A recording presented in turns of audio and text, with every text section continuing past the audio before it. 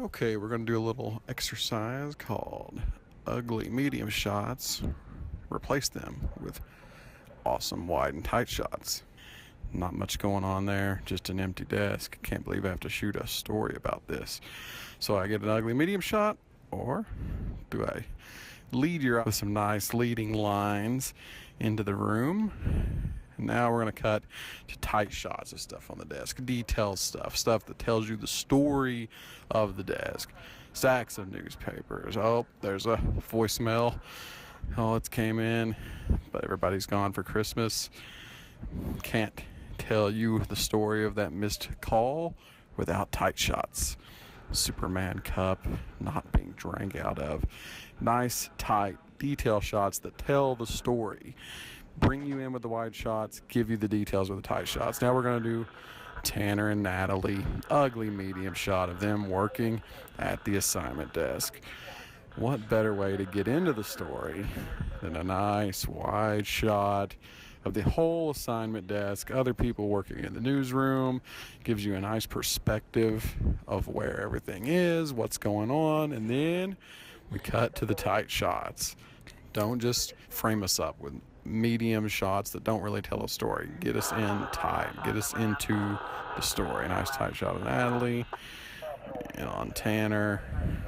What's he thinking about? Now we can tell because we can look into his eyes. This shot is, I like to call it the combo tight wide. I've just physically moved very close to an object, macroed in on it, and then everything in the background is still telling a story. Ideally, this is relevant to the story, something in the foreground that you can be focused in on. You can also focus in on the background and have the out of focus thing in the foreground, but it's tight and a wide shot. Anticipating some stuff, she picks up her phone there. Get a little out of focus Natalie in the foreground, Tanner in the background. Get the details, tell the story with the tight shots. And we're going to pull out here wide again. It's a more representative shot of what's going on than just a medium shot head to toe of them sitting at the desk working.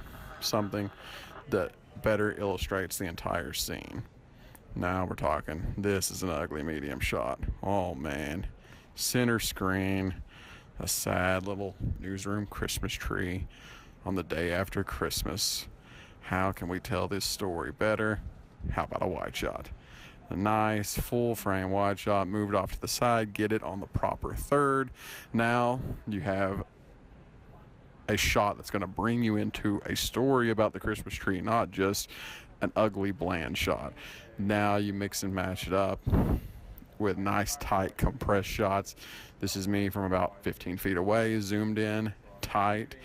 Now you're going to move to the next shot. Now I've physically picked the camera up and I've walked up right next to the Christmas tree, macroed in on something on the Christmas tree. Now it gives you a chance to show. This is another one of those tight shot, wide shot hybrids. I'm doing a tight shot of something on the tree, but then I also have the ability to frame something up in the background as a wide shot to give you not only detail in the tight shot, but also perspective in the wide shot. Tights, tights, tights. Give me the details of what's going on in this story. The wide shot is used to bring me into the scene that I'm then going to tell with the tight detail shots. You can't tell the story with medium shots because you don't really see anything well. This is another example of I'm right on top of the tree with my camera. Background's in focus. Now the foreground is out of focus. All right, now we're talking. Here's an ugly medium shot. Winnie the Pooh alone in the newsroom on Christmas. I wouldn't not get this shot. Yeah, I might shoot this shot, but this isn't how I want to get into the story I'm telling about Winnie in the newsroom. This is a more reflective shot. You have Winnie the Pooh on the right third of the screen, Christmas lights on the left third of the screen. It's a nice wide perspective shot. You get that the newsroom is empty. This is the story I'm telling. Empty newsroom, Winnie the Pooh all by himself. Now you move into a location, you're right tight up on him. Zoom with your feet. You don't get every tight shot standing from 20 feet away. You want to get your camera as close to things as possible. And that's where you get your best tight shots. You can get nice tight shots zoomed in, compressed, but you want to physically move your camera and get into position and get really good tight shots. Tell the details of the story in the tight shots. Big wide shots bring you into a scene, give you perspective of what's going on. All right, now we're going to do a little bit of the same thing. I'm getting a wide shot using my primary focus in the foreground. So this is technically a medium shot of old Pooh Bear, but I'm getting it by being full wide on the camera. I've zoomed all the way out here. I've actually macroed in on Pooh, so the background is soft and he's in focus. So this is technically a medium shot, but I'm actually obtaining it in a way that I would shoot a wide shot. I've now backed up from across the room. I've compressed the background and I'm shooting old Pooh Bear. Nice tight shot of his face. Okay, same deal here. Nice big wide shot of the empty newsroom.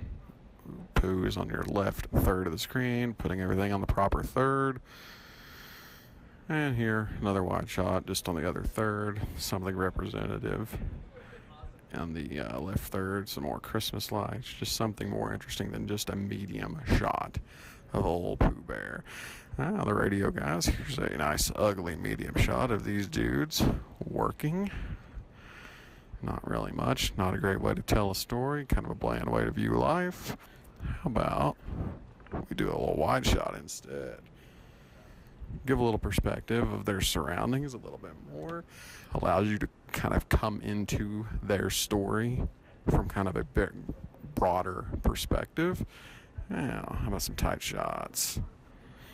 Get in tight. What is the details that kind of like surround their life in this little corner of their world? Give me the detail stuff. What are they looking at? Let me see them. I want to see them looking at stuff.